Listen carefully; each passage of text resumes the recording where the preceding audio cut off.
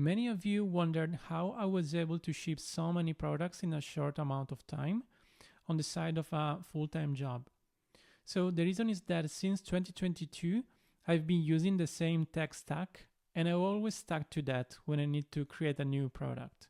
So recently, it is due to the Next.js startup boilerplate I created and that I used to kickstart a new product.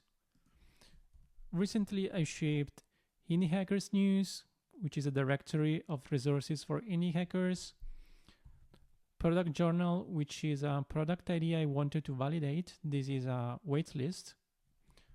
And Times and Checker app, which is a free Chrome extension to manage your time zones. So how I was able to ship all these products in a couple of weeks. This thanks to the tech stack I use and that I want to describe to you today. So usually a product is made of a web application that is made of a front end and a backend. Usually there is a database involved.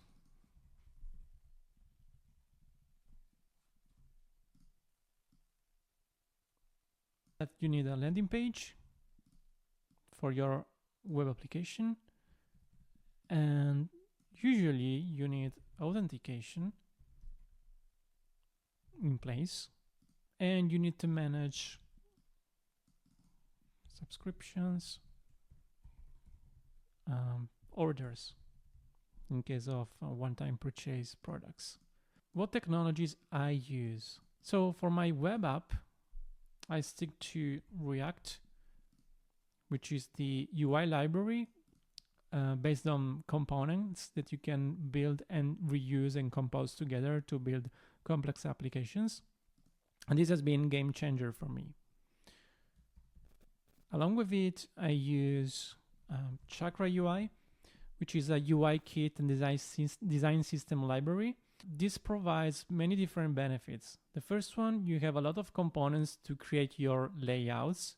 The second is that you have different components like buttons, drop downs, modals, and so on to make more complex applications. The third one is that you can easily apply attributes and CSS styles to these components that are responsive. So very, very, very powerful. For the authentication, I used Next.js, which is an open source library specifically developed for Next.js. So let me introduce also Next.js. The pros are that it's very easy to use and to integrate. The main con I found is that you cannot use it on a mobile application.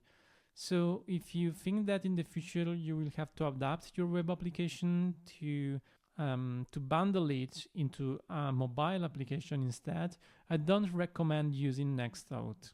What I used is Firebase for the authentication part only, but you can also use Supabase if you're used to it. Subscriptions and orders. So this is a big chapter. Many people are used to use Stripe, but personally I've never used Lemon Squeezy for any of my products. So I launched 6 different SaaS products and I've never used Stripe once. So lately I'm using Lemon Squeezy, which is a merchant of record. What's the difference between Lemon Squeezy and Stripe? Stripe is a payment processor. Lemon Squeezy is a merchant of record. It means that Lemon Squeezy is able to collect payments online, of course, but is also responsible for the sales that you do online. So actually, they do the sales on behalf of you, and they take care of all the taxation part for the international transactions that will occur online. You will get a payout, so you get paid twice a month. And that's the only thing you need to care about. So you need to pay taxes, your personal income taxes on that 2 payouts you get every month. And that's it. Another merchant of records I've used is Paddle, which is another great merchant of records. For the database, I love using relational databases. I've used NoSQL, relational databases, all that kind of databases available. In the end, I stick to relational database and specifically to PostgreSQL. It is super established in the market, very, very stable, very performant. This is at least what I found very comfortable to use.